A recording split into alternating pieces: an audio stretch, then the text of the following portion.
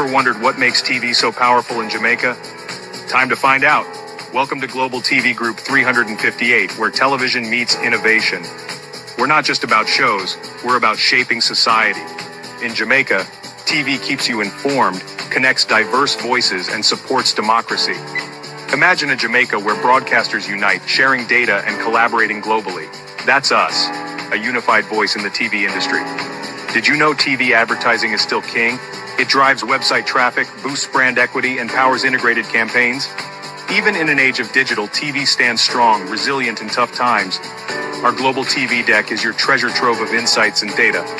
With charts, graphs, and success stories, it's your guide to impactful TV advertising.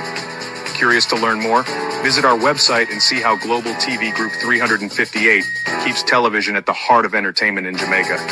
Get ready to binge watch the future. Oh, thy peace, God of my salvation, because the mouth of the sinful and wicked is open. Rastafari.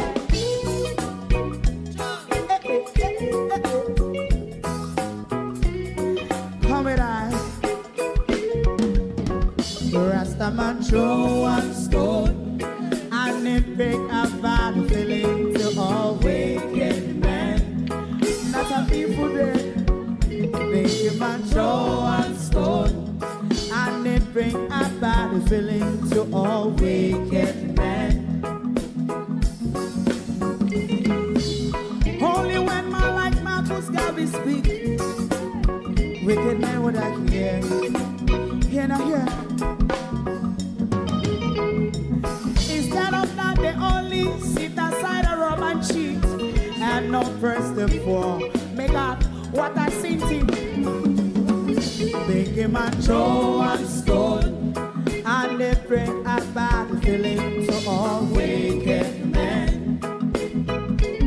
Oh, what a plan! Make a man throw one stone, and they bring a bad feeling to all wicked men.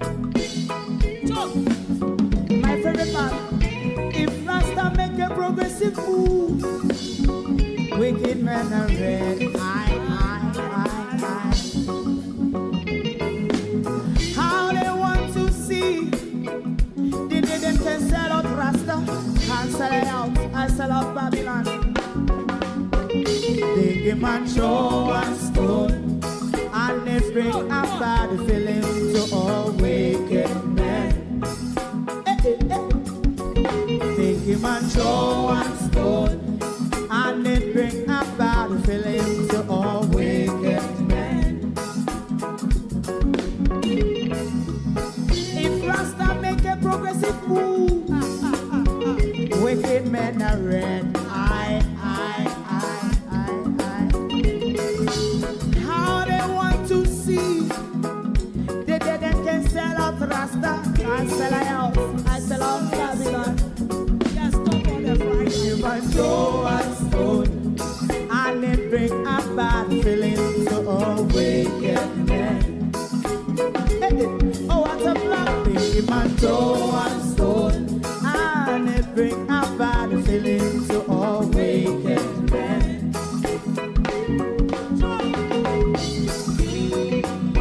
You have eyes to see, let him see. You have ears to hear, let them hear. What a prophet must say.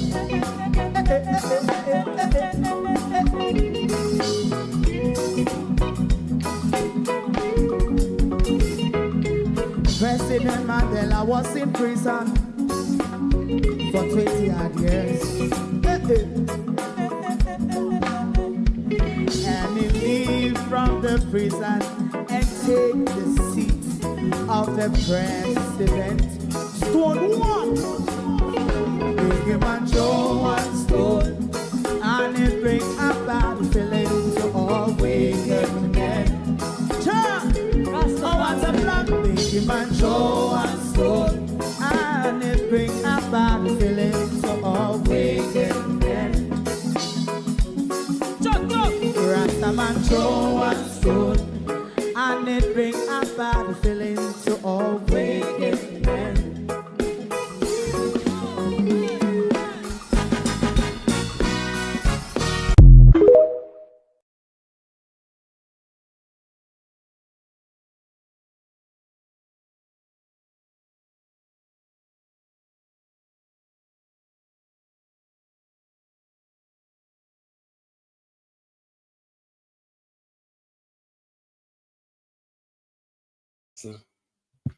I have no idea why my thing paused. This new studio is giving me an awful run for it. It is confusing me. Good evening, everyone. Welcome. Thank you all for joining us this evening. Thanks, Debbie. I've adjusted the mic. Let me look if I need to do further adjustment. Right, that all looks to be in place.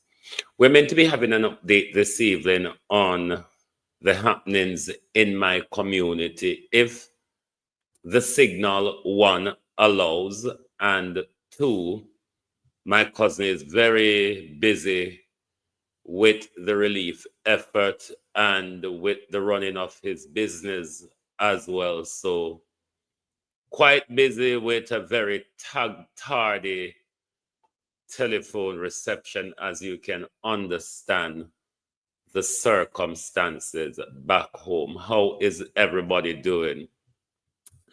We came back out today for the press conference, you know. It was a load of twaddle. I mean, I'm becoming tired of listening to both sides of the oopsie daisies, both the press conference as well as the sitting of the House of Representatives, because I get frustrated by the no useful information or the just jollification of those in the House. I'm not really feeling it. So, but what I wanted to see today or heard was follow-up questions for Darrell Vaz from the journalist in relation to the information Darrell Vaz gave us about the airline that came down in Florida that was bound to Jamaica, that we're going to go into in a bit. To my community of PAROTTEE and all my family members, platform moderators, membership holders, viewers, subscribers, commenters, and trolls, good evening, welcome. Thank you for joining us. We are back at it again. We're back at it. Debbie Jarvis TV, good evening, and welcome. Thank you all for joining us. Colleen, good evening. Good evening. Barbara Simpson. Who else is there? Ural John, Dharma, good evening. Charlotte Graham, Sheena Kelly, Monica Wills, Susan Williams, Vatish Morgan, good evening. Opal Watson, good evening. Good evening. How are you doing? Karin Richards, good evening. Good evening. Carla Williams. How is everybody doing? I mean, Carlton Barnes, good evening. The Prime Minister, dismal failure, done it. Continues to just roll along. And whatever little good advice we come across that we think would be useful for the Prime Minister or for the whole ADPEM apparatus, you man from JPS, I want to juke you in your eye, honestly. Take off your glass, juke you in your eye, and put on back the glass. I literally want to do that. But Juliet, you know, so Juliet want us come back to Parliament with the members take your seat this evening again, and the same going over the nursery rhyme. I mean, it has become a nursery rhyme with Juliet and her mic and what question you should ask or your way of asking question. It has become a nursery rhyme now. But we find some useful information that will help a struggling government how to coordinate the relief and rescue effort. How to coordinate the release and rescue effort. Because we see the government has struggled now. Even though the government go on like them have pride and they now call for help, we conscionable enough out here, government. This is how no one help. So all of we out here in a wonderland, and we are screaming and carry on. Somebody may hear we are ball wolf, wolf, wolf, and run come, because the government does need assistance in how to coordinate the whole of what is confusing the government. So we're going to make fifth element advise the prime minister, as fifth element tend to have some good advice a lot of the time. So we're going to let fifth element advise the prime minister, because this piece of advice is needed, it is necessary, and if implemented, will go a long way to alleviate, one, the feeling of hopelessness, frustration, confusion, destitution, and all of what the people on the ground are experiencing, particularly those who have lost everything but life. So let fifth element advise the Prime Minister, Evan Bradford, how you do. Let fifth element advise the Prime Minister, Charnel Williams, and then we'll come back. Because Andrew need advice. Yeah. Andrew, we say you struggle. We say you struggle, Andrew Wholeness. We say right here now you don't know where your head there and where your foot there. Why we have to jump in and help Prime Minister, the country is feeling it. The people in the disaster zone are feeling it tenfold, Prime Minister. And any little help we can give you to speed up the process, to make sure things is properly coordinated, Prime Minister, we will certainly do so, because what we want to see is the best for the people on the ground. I don't know if that is your top priority. It is for most of us, and that's why many people are advising you, do this, do that. These are the things that are done in the initial stages. These should have been done already. Okay, you have not done them. You need to move with, you like to use this big word, you need to move with alacrity. You need to do this expeditiously, Prime Minister, with speed, with urgency. It's getting out of hand now. Jamaica, what I'm about to say is going to burn a lot of people's chest. Some of you are going to get vexed, but come close and listen very carefully. What should be happening in Jamaica right now? And I mean right now, not tomorrow, not after another meeting, not after another argument in Parliament while people are floating in flood waters. Jamaica, the western part of our country, is a war zone. Hurricane Melissa was just not a storm. It was a bomb. It dropped on us with Category 5 winds up to 160 miles an hour. It ripped out roads, bridges, lies, entire parishes like St. Elizabeth, Hanover, Westmoreland, left people underwater and marooned.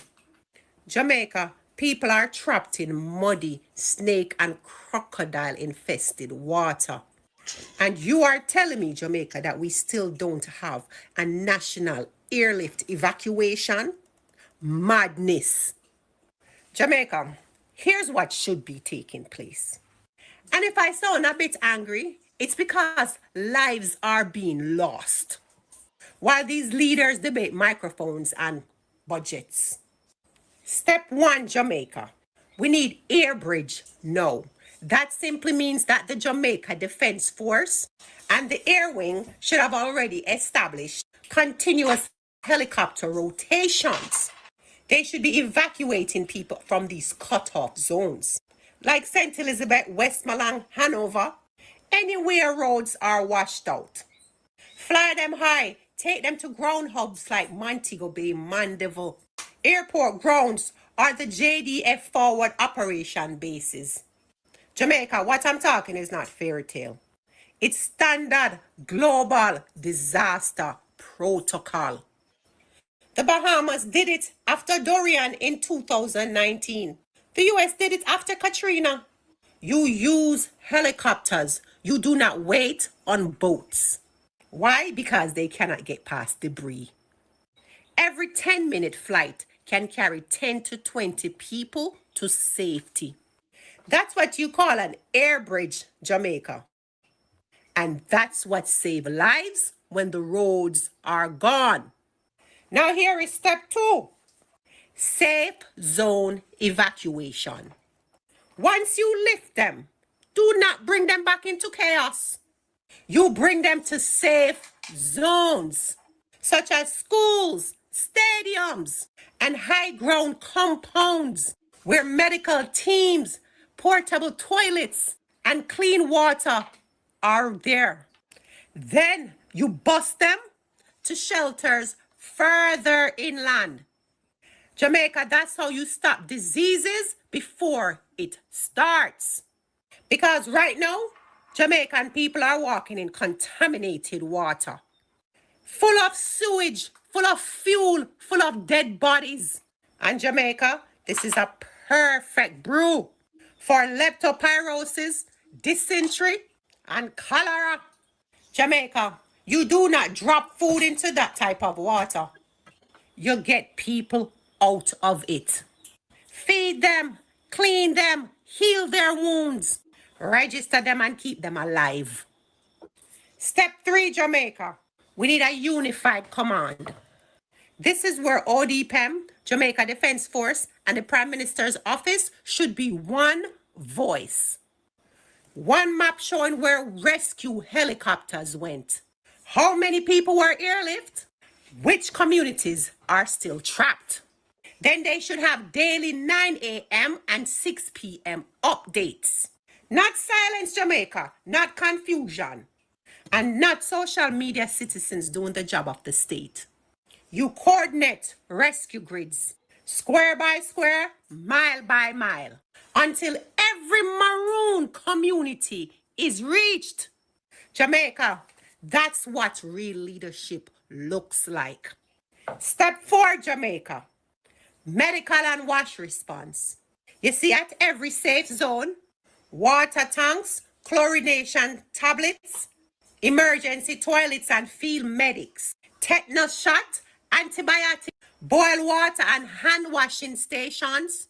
If you don't do that, everything that I just said within the first 48 hours, disease is going to explode. And this is not theory, Jamaica. This is data from every flood disaster within the Caribbean. Step 5, Jamaica. We need transparent communication. Every Jamaican needs to know which parishes are stable, which ones are being evacuated, and how they can reach for help. We should have radio bulletins, drone mapping, community loudspeakers. Not rumors, Jamaica. And right now, silence is unaliving people faster than the waters. So now, Jamaica, let's look at the facts. St. Elizabeth and Black River Plain is still flooded and thousands are still cut off. Bridges collapsed in Westmoreland and Hanover. Cell towers are down. And the official death toll keeps rising. And that's while some bodies are still under debris. Jamaica, you cannot assess your way out of that. You have to act your way out of that. Jamaica, listen to me. This is not politics, you know. This is survival. The Jamaica Defense Force has helicopters, and the United States military has already offered assistance. So Jamaica, we need to use them. Activate international air support if it's necessary, because pride does not rescue people, action does. We're talking about Jamaicans that have been stranded now for weeks. No electricity, no water, no medicine. And the next threat is not the hurricane, it's diseases, it's starvation, it's despair, and it's trauma. Yes, they can need an air bridge operation. No. Airlift the survivors out and transport them to safe zones. Deliver medical care and search every inch of flooded ground. Then once people are safe, we rebuild properly with drainage, seawalls, and emergency air bases in every region. Because Jamaica, right now, we're not just losing homes, we're losing trust. The government is supposed to protect, not debate. Command, not argue. And they're supposed to move fast when disaster strikes. So I'm saying this on behalf of every mother with their children that has been marooned, every elder that's sitting there waiting for help, every young youth going through these chest-deep, flood, murky waters trying to find their families. Activate the Jamaica Defense Force fully, not partially. Call in every aircraft. Airlift, evacuate, and rescue. No. Don't tell me recovery is coming. Don't tell me about no assessment. We are in the response phase, and delay means death. This is war zone protocol, and Melissa was the bomb. So treat it like war. Save the people of Jamaica first, and everything else can wait. Treat it like it's a war zone. Because when you look upon the craters in my community, all heap of them, you realize that this ought to be treated like a war zone, because the entire place, particularly across Westmoreland and St. Elizabeth, looks like a war zone. I promise you to bring updates from my community. My cousin have joined the stream now. Mr. Bennett is the People's National Party Council caretaker for the Mountainside Division, who run for the last local government election. He's on the ground in St. Elizabeth in the community, and he is now going to give us an update as to what is happening on the ground. Mr. Bennett, good evening and welcome to Global TV. Hi, good evening, cousin. How you doing? Thank you for having me. It is as stressful as it can be, cousin, being not there and given all what the community is going through. Right. Trust me, the situation on the ground is very much heartbreaking. PAROTTEE and surrounding communities is nothing like what you used it to be. The memories that you had, those memories probably would have erased, because it's a total new thing in PAROTTEE. The entire community is devastated. 98% of the houses are affected. The houses that are standing, only the structure probably is there, but the roofs are gone. Trees are down. The entire fisherman village has been decimated. Ground zero that has been flattened. All the boats that used to be their livelihoods have been destroyed.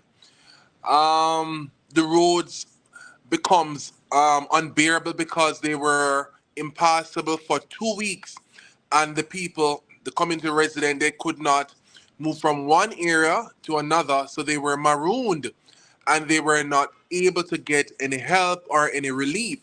But thankfully, I had to reach out to the now member of parliament, Floyd Green, to let him know, man, listen, the people of PAROTTEE needed some help and you need to pay some attention to them. And after I reached out to him, he told me that the contractor was assigned, and the JPS people they were assigned to start, clearing the roads so that people could have access, and so that the aid that the people really needs could have reached them. And thankfully, within 3 days after we had that conversation, I heard that and I saw when I went back that the roads were cleared to a point.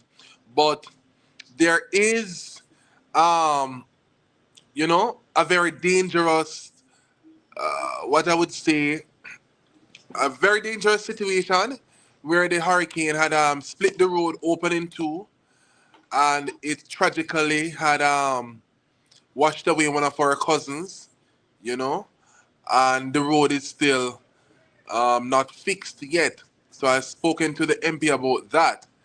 But the process is too slow, you know, as it relates to that. So, because the people really need help, the people really, really, really, really need help. We have not heard from any local representative, elected representative, as it relates to what are the recovery process and what is the recovery plan for Southwest St. Elizabeth. Have not heard, a clear plan as to what the people should expect, because many persons are, very anxious now. They're very distressed. They don't know what to expect at this point in time, because many of them that had brick houses, some of the houses are flattened, you know, and many persons that have board structure, they're all gone. Many persons that have many appliances, they're no longer there. They're no longer in sight. So many persons are left now to start right over, especially imagine a family that have children, grandparents, daughter, son, brother, sister, how extended that family is, and they have to pick up now the pieces to start right over. But we have not heard a clear plan, a clear structure from the elected representatives of Southwest. What is it that the residents should expect? And I believe that he should come out and, you know, ease the anxiety, ease the anxiousness of the residents, and let them know what is it that they are doing, what is it that they should expect, when is it that they should look for some remedial support from whatever group, and what is the recovery process and plan for each community that has been devastated by the hurricane. It is ostensibly bad, my cousin. What is the mental health of the community like, the community and the family like, given the devastation we are experiencing and the loss we have experienced as the consequences of the devastation? Well, you know, we're trying to support each other because we have to try to cling as a group, to offer that sort of support that is really needed to prevent any deterioration of any mental issues. We try to stay connected as much as we can, even though the connectivity is not it is not good in the area. We try to huddle and talk and try to support each other and not go down the road of being depressed as the situation is. And we try not to lament too much on the devastation, because that can further trigger a lot of mental neurons that can cause life-threatening mental issues. So we are trying as a community to be supportive of each other, you know, and not lead down the road of depression, stress, and all the other triggers that can cause an even greater deterioration of the mental issues, because the situation in itself can cause one to become very much um, mentally challenged, to be honest. When you Hmm. look at Hmm. a person that have like a 3-story building, persons that had real business investment, persons that have good wealth, persons that were comfortable. And when you look at the situation when they return, that they return to absolutely nothing, nothing, nothing, ground zero. Boy, I don't want a worse situation than that. That can be a trigger for mental problems. But I understand that some mental health team have been set up where persons Mhm. can seek counseling and so forth. Because even our church that we usually attend on the beach, it's no longer what we use it to be, what we know Yeah, it I've to seen be. the devastation of it. Yeah, man. Yeah, man.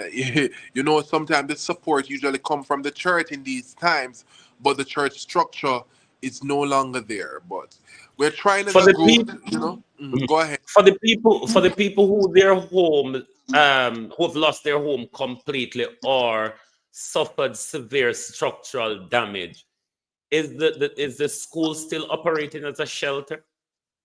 No, the party school was devastated as well. It was Mm. badly damaged. So the school cannot offer no support at this time because it is not in a habitable position to do that. So the only support housing that we usually have now is in Newell. It's the housing hub for people, yeah, man, that people don't have anywhere because the party school, it was totally devastated during the hurricane, both the primary and the basic school. How have you managed to get around to the other communities within the division? Yes, man, I have been to Vineyard, I have been to Arlington, I've been to Ponside, I've been to Hopewell, I've been to Hilltop. This week I'll be making my way through Mountainside, Banting.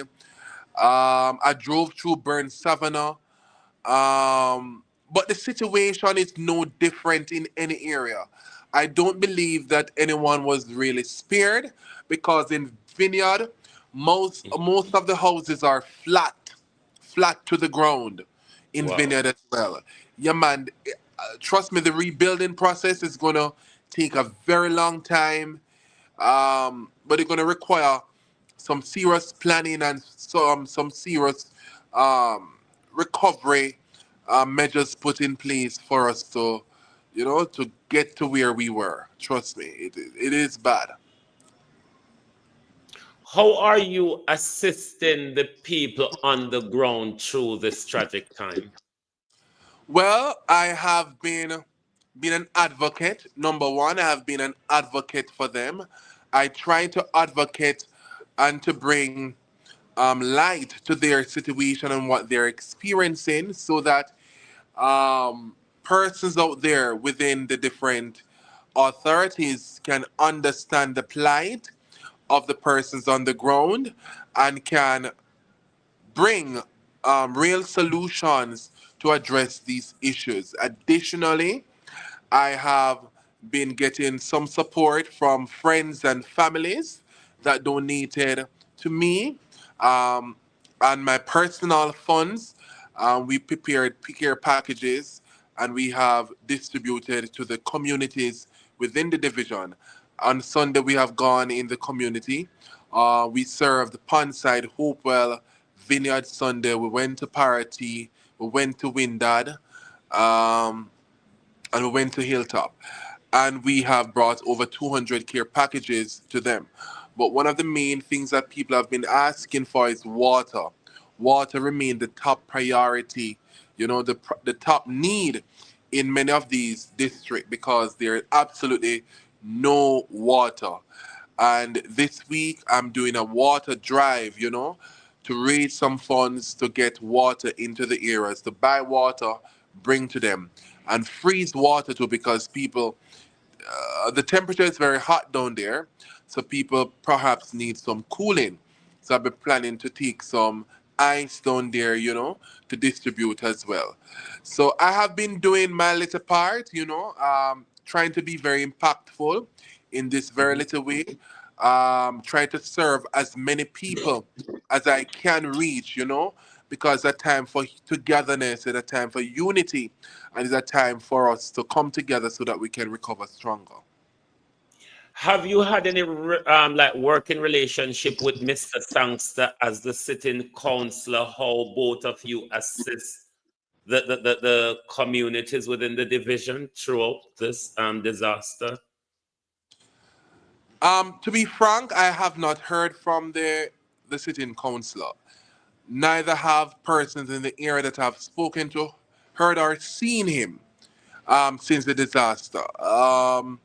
Perhaps even from the time he won, his presence has not been felt in no part in the division at all. And I think the erosion of leadership as it regards to that has been, diminished in a way where people now need you as a local representative, and they have to be figuring out things on their own when it is that you're elected to a duty and you're not able to execute on the people's behalf, and those are the people that elected you. So in truth and in fact, he has not been seen, he has not been heard, and he's like a no show in this game where people really need him more than ever.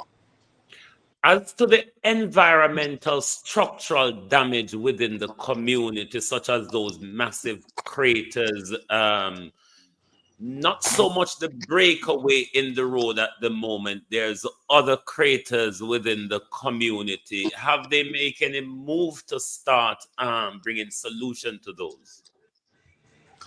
I have not seen any real progress as it relates to that as yet, because separated apart from the road that needs to be fixed, there's a lot of debris on the ground, that needs to be removed. Human feces and human waste.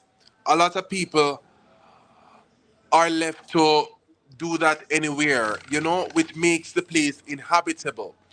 So when you walk through the community, odor and the place does smell different, stagnant.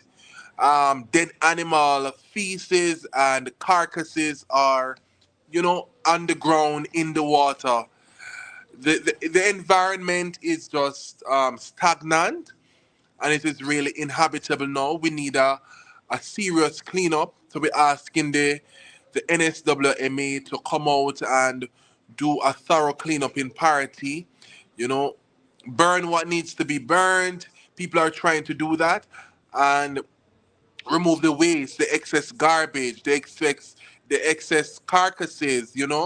And also, if the local representative can, of course, contribute some portable toilets to the homes, that is really needed, because many persons, when they excrete, they don't know where to do that, and many of them. Would that be a conversation that you could have with Floyd Green at the moment?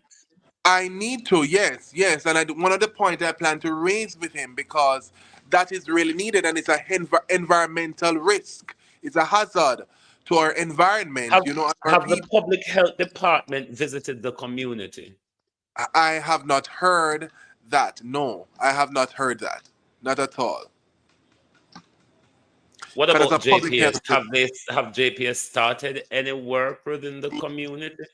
no rebuilding effort has started, no progress. From about 3 days ago, last week, when the road was cleared, there has not been any presence of the JPS team on the ground. Not at all. So the people are fearful that they may not get back any electricity for now, which is really bad. Mhm. What Because I some would suggest, I would suggest you do a follow up with Floyd and some of these things if Mr. Sangster is not available at the moment, because Floyd is taking a lead across the entire constituency. So yes, man, most I think definitely. it would be best to have that environmental conversation with him. Yes. Oh yes. Take the time at the moment to, as you're going to do your water drive this week as well. Take the time to promote your GoFundMe. It is pinned in the top of all the chats and the channels. So um, talk to people about your GoFundMe and your water drive that you'll be having uh, coming up soon. Right. So thank you for this opportunity.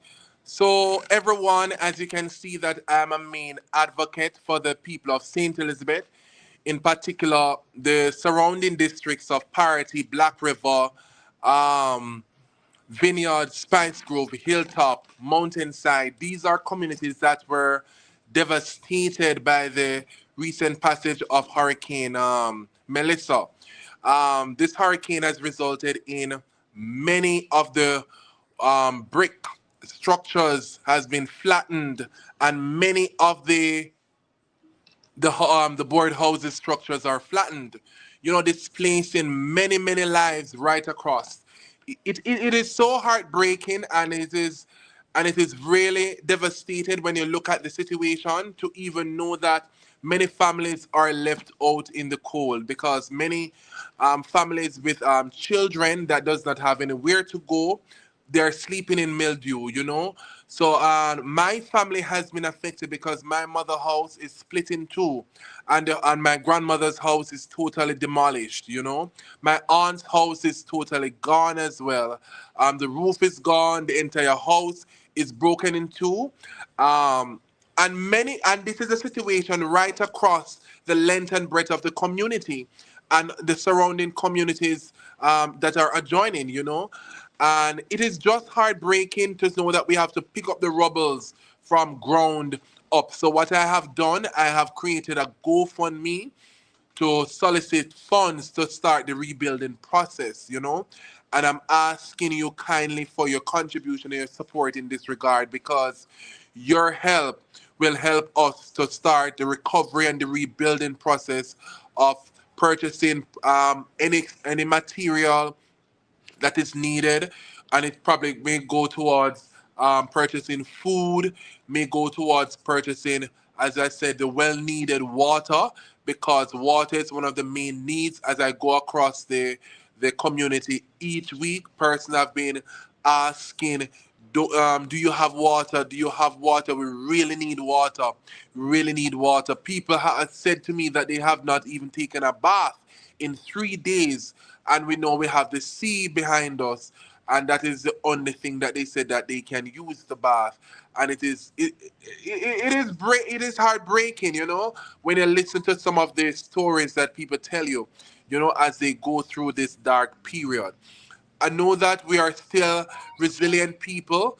We will bounce back stronger, but with your help, it will accelerate the process, and we'll be able to do so together, because we need unity and we need strength and we need the support from every single body that is out there to offer a helping hand to us so that we can recover stronger as a nation, because this rebuilding process, I think, will take a long time, and it's going to require the support of everybody. So whatever it is that you can contribute to the rebuilding of my GoFundMe, the money will not go towards my family alone.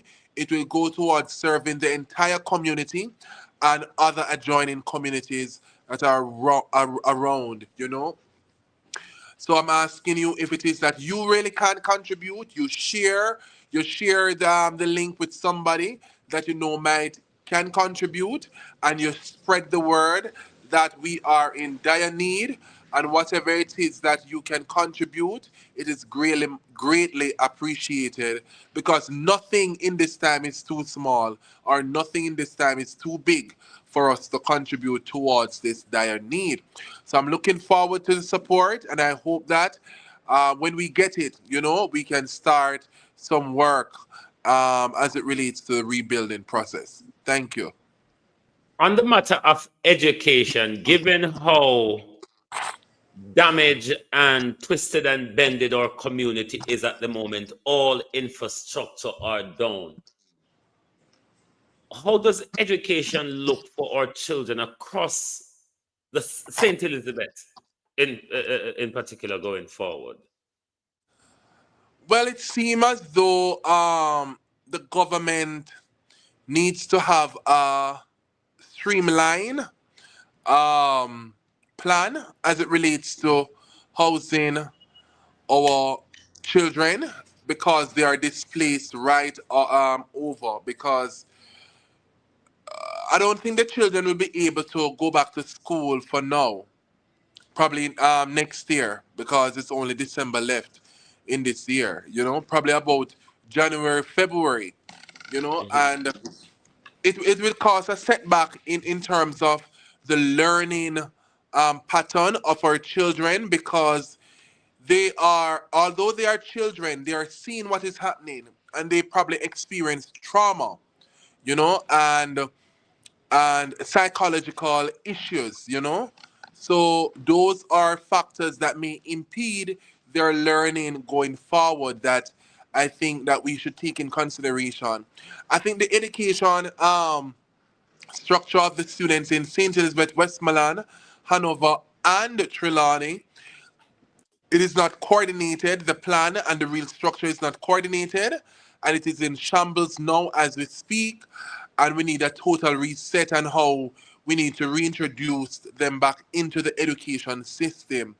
Because to date, I don't think the Ministry of Education has toured St. Elizabeth extensively to understand what is it that is happening on the ground as it relates to the different schools and the account of the children because many schools are not still not able to account for all the children, you know and I think the education ministry need to take a concerted effort to deploy workers in the field to ensure that all its students are accounted for, and so that when they now are accounted for, how is it that they can reintroduce them back into the education system, whether it's to transfer them to schools that are not affected in the corporate area, or set up online learning hubs, or give them resources that are needed to enhance learning capacity. They really do need that. So the education ministry needs to take these things into consideration so that our children are not left behind, and so that the literacy rate does not fall below what it is now, because Jamaica does not have a high literacy rate as we speak. Is there anything else that you want to share with us? That point, any point that you have not covered, you want to share with us? Well, I just want to implore everybody just to um, be united as a nation and just to offer a helping hand where you can, because the death toll this morning, when I heard it, it was at 48, and there are many persons that are still searching for family members. So in one way or the other, many persons' lives have been affected. And when disaster really happens, it affects all of us. It affects us as a nation, as a country, as a family, and it really hits home. So with power and our resilient nature and with humility, I think that we can bounce back stronger, but it's going to require the assistance of everybody in order for us to reach where we want to reach. The recovery process will be long, yeah? But if it is that we have the support from each other and we are able to pull together, then I think that it can be bearable. So I just want to um, big up everybody who has been contributing towards different efforts and who have been impacting the lives of the people in St. Elizabeth, because they really, really, really need it. People across Lacovia, Magati, that were not reached. I heard that they were given some aid on the weekend, which I'm grateful for. People in Quick Step, that Thornton area, they were never reached. And Grange Hill, those other areas that were never reached. I heard that they Mhm. have been given some assistance there, and anywhere Persons can reach to offer a helping hand, whether to help clean up from the rubbles or to help nail up and to restructure a person's home. You know, that is really needed right across St. Elizabeth. If you're a carpenter and you want to volunteer your service, you can contact me at 870-3360. You know, if you're a mason and you want to volunteer your service, you can also reach me at that number. Whatever, if you're a doctor and you want to offer medical service free of cost, you also can reach me at 870-3360 because on the weekend, I am also partnering with the UTech Jamaica. That's one of the prominent university here, to do a medical drive in Black River this weekend, where a team of medical doctors from the University of Technology is coming down. They will be offering medical services and also will be offering oral health services to the people of Black River and its surrounding communities. So that's an initiative that we aim to um, get the support from as we offer this service to them. And also, the National Health Fund will be partnering with us too to ensure that after you are seen by a doctor, you will be able to fill your prescription at no cost and you'll be able to get the medication at that time. Also, I'll be heading down to Party on Thursday um, with a Hold on, let medical. me just ask a question. Is that filling the prescription, is it through your pharmacy or any pharmacy? No, the filling of the prescription and the medical fare will be done through the National Health Fund with the government Okay, entity. Yeah, yeah, man. okay. So that's the government entity. But this Thursday, I'll be going through the communities. So if persons want to fill their prescription, you know, if their prescription got lost and they have any ailment, they can see me in the community. I'll be offering my pharmacy services and medical services as well. I have persons coming to offer that service in the community of Parity this Thursday. So I'll be driving through Mountainside, come down through go through Pondside, Hopewell, Hilltop, and then I will be parking and pitching a tent in the square, Party Square, where I'll be there for some time, from about 10 o'clock. So persons who want to fill their prescription, see a doctor, you know, get medical advice, get counseling, get recommendation, can come out and benefit from this sort of service this Thursday at 10 a.m. in Party Square. Thank you very much for being here tonight, cousin, and for bringing us such update given the circumstances. Despite us being distant, we are still with the community in spirit, and we will do everything we can to support our community and our country. Once again, thank you very much, and we're praying for the family and the community, because despite our community being ravished, we've also lost a family member as a consequences of the devastation. So once again, thank you, and our All love right. and prayers to the family. Thank you so much. Have a good night. Blessed love. And to you as well. Thank you very much, cuz. There you have it, my peeps. Hold on there. I've messed my broadcast up. Let me fix it back. Right, you're back on. I don't know what to say. I honestly don't know what to say, but whatever help and support that we can bring to our families and our communities across Jamaica, in particularly the ravished communities of St. Elizabeth, Westmoreland, Hanover, St. James and Falmouth and all of that, you know, it is a trying and very much confusing time for all of us. And I see a lot of people don't understand the statement I'm making in relation to Darrell Vaz and what Darrell Vaz said about the flight that crashed in Florida yesterday. I understand that, and not everybody follow up everything in the way we do, but we're going to go back to it tonight because it's important to understand where Darrell Vaz is getting at with his information.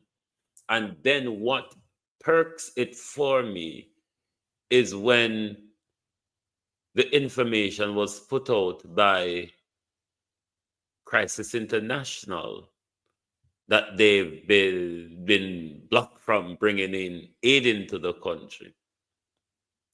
So we're going to play it again for those who haven't heard, don't understand what it is all about.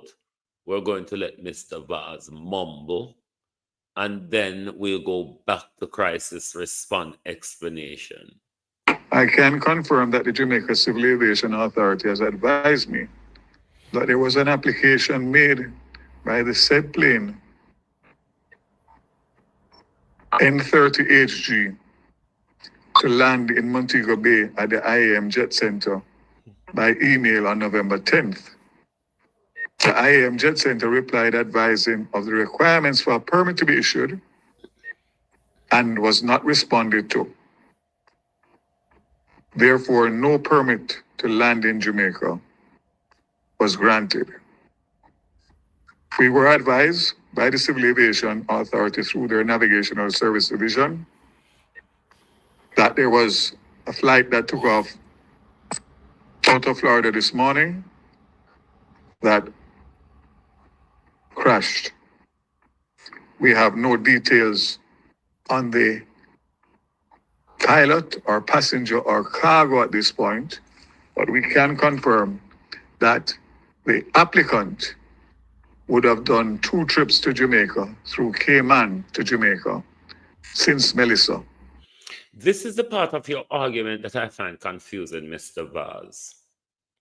When you don't know the details of the galanging, but you know saying coming to previous times. Yes, I'm not confused, you know. That the part, one of the part that confuses me. When Mr. Vaz is saying no know the detail of the people them. Obviously, it's their third time coming, Mr. Vaz. You're the Minister of Transport. You have oversight of the Civil Aviation Authority. How does that make sense, you telling us that you don't know this and you don't know that? Don't make sense. And one would want to ask, why is it that a private jet bringing in aid into the country in this well-needed time? The government is not even responding. The Civil Aviation Authority is not even responding to their request for landing rights. That alone sparked question. And then you heard the explanation from Crisis International. That the applicant would have done 2 trips to Jamaica through Hold on. Navigational Service Division. That there was a flight that took off out of Florida this morning that crashed.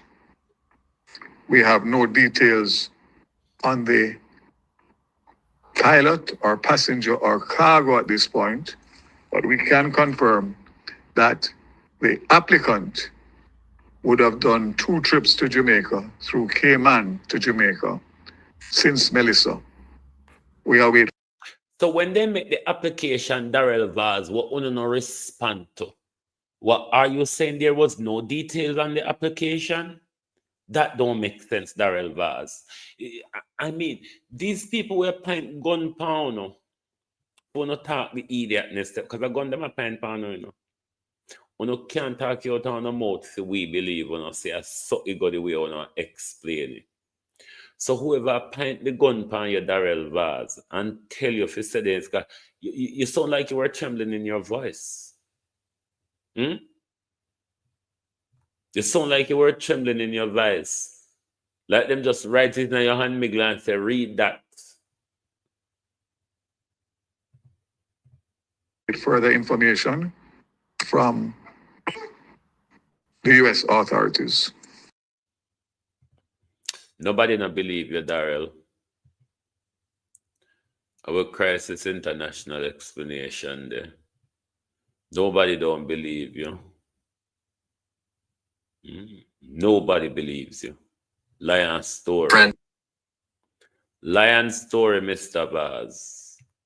And you're not able to tell the lion story with any confidence. You're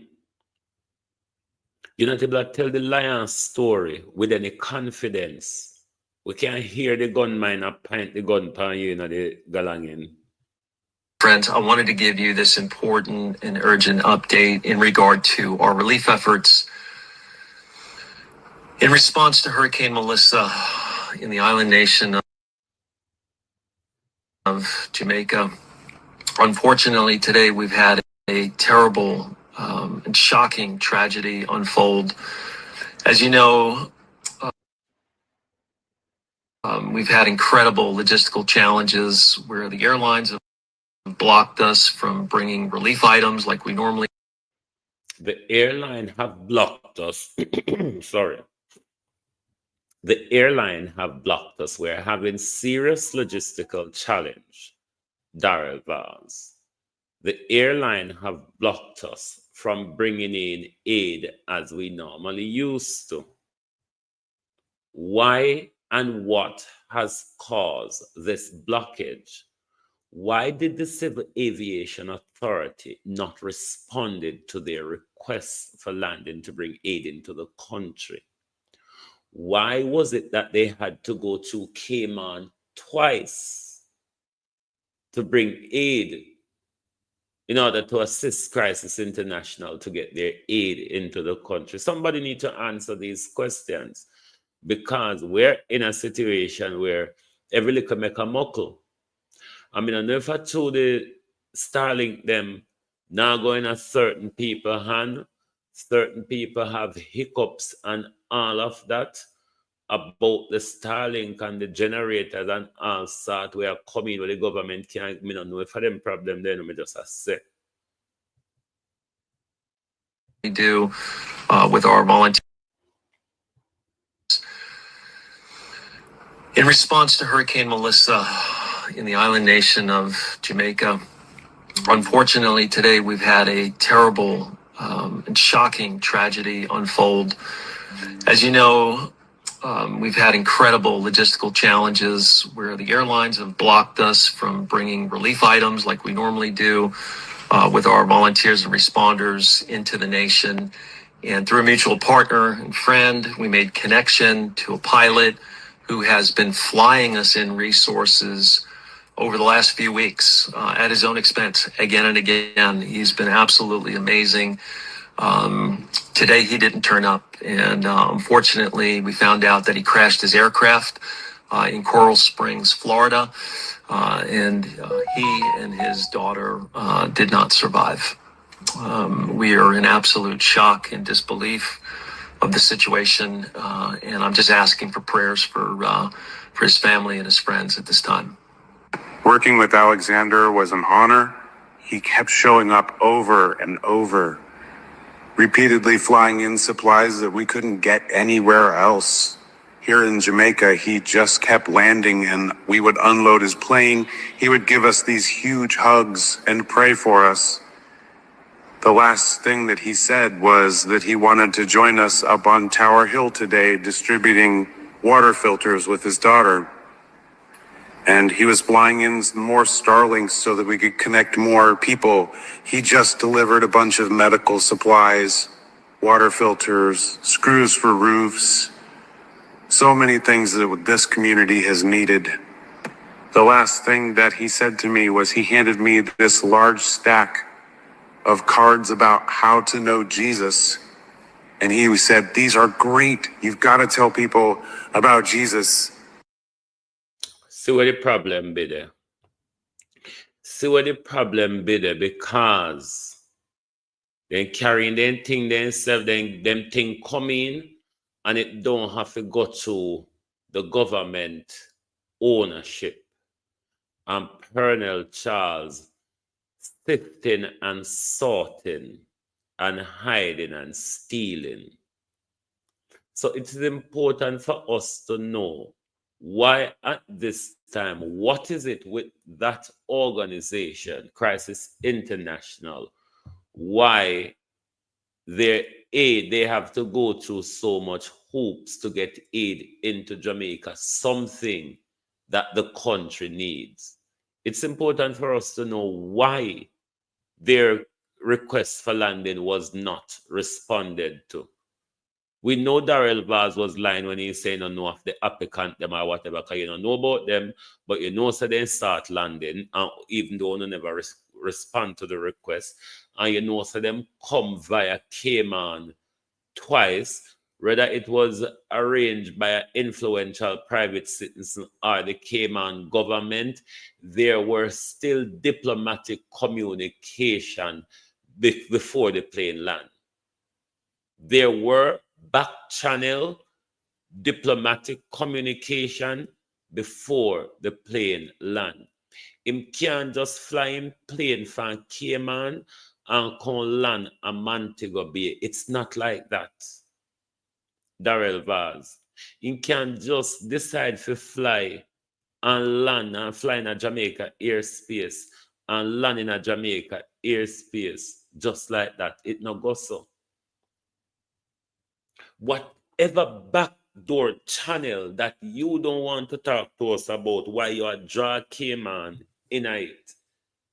Cayman may be only doing it to help Jamaica because he's based in Cayman or highly influential in Cayman. But there's something that Darrell Vaz needs to tell us. The information Darrell Vaz gave yesterday wasn't the right information. He gave us a fib. What Darrell Vaz was telling us that he did not know or wasn't aware of at the time, he was fully aware. Based on the information he gave us, they made an application to the Civil Aviation Authority. Are you then saying, Darrell Vaz, that you didn't find out from the Civil Aviation Authority the information on the requests that they did not respond to? Make it make sense, no? These people really think we're fools. Anyway, my peeps, my eye tired. Been looking in computer and phone for the whole day, watching video, reading, and all sorts. There is an article I think I'll tackle that tomorrow morning because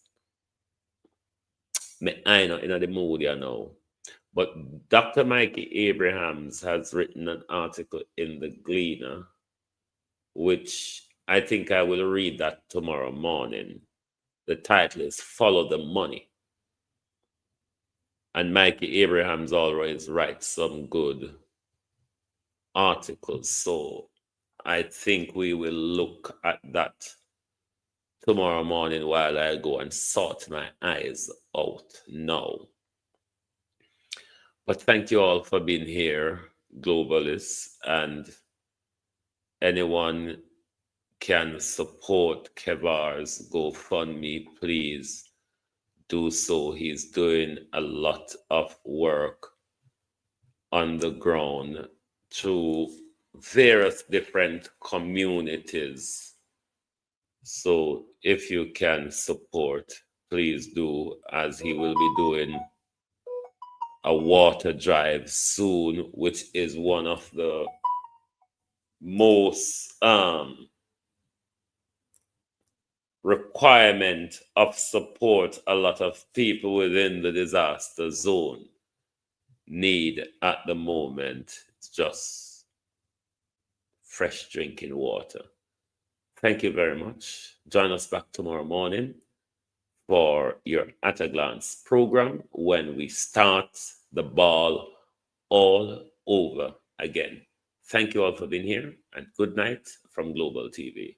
Oh, thy peace, God of my salvation, because the mouth of the sinful and wicked is open.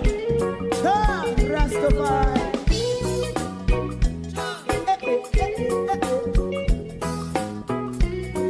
Come with I.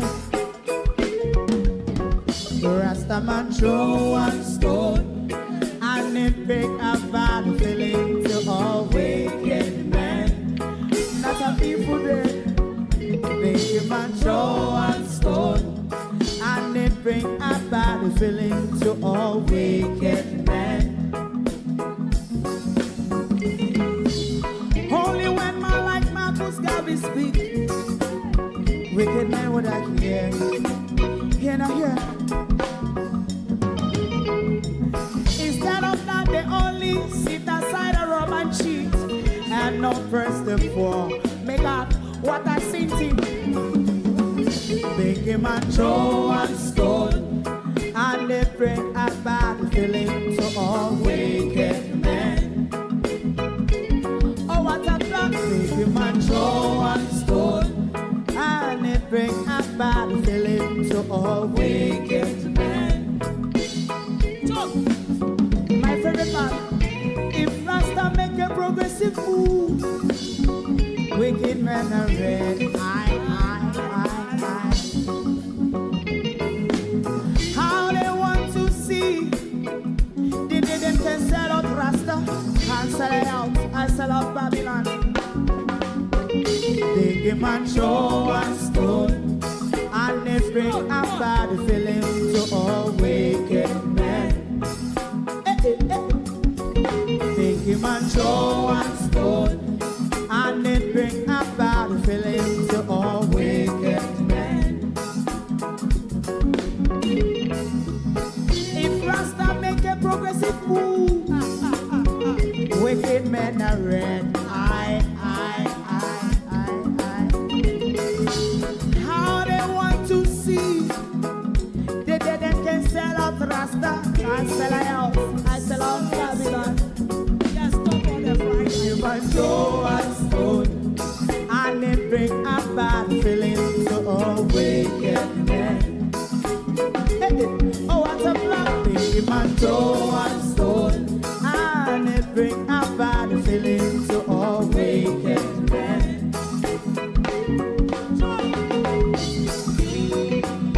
You have eyes to see, let him see. You have ears to hear, let them hear. What a prophet must say.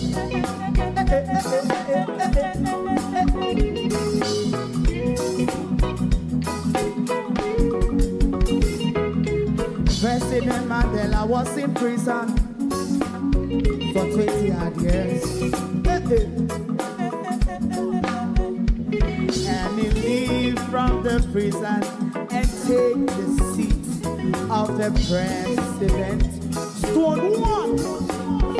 Big him and throw one stone, and it bring a bad feeling to all wicked men. Oh, what a black. Big him and throw one stone, and it bring a bad feeling to all wicked men. Rastaman throw one stone, and it bring a bad feeling to all wicked men.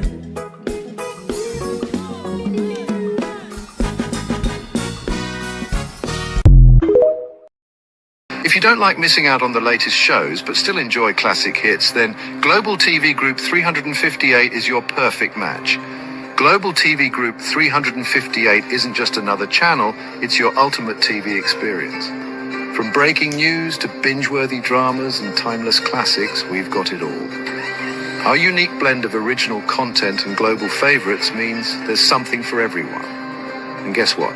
With GTVG's seamless streaming, you can watch anywhere, anytime. Plus, our interactive features let you be part of the action. So, whether you're a seasoned binge watcher or a casual viewer, Global TV Group 358 is here to keep you entertained day and night. Don't just watch TV, experience it with Global TV Group 358. Subscribe now and never miss a moment.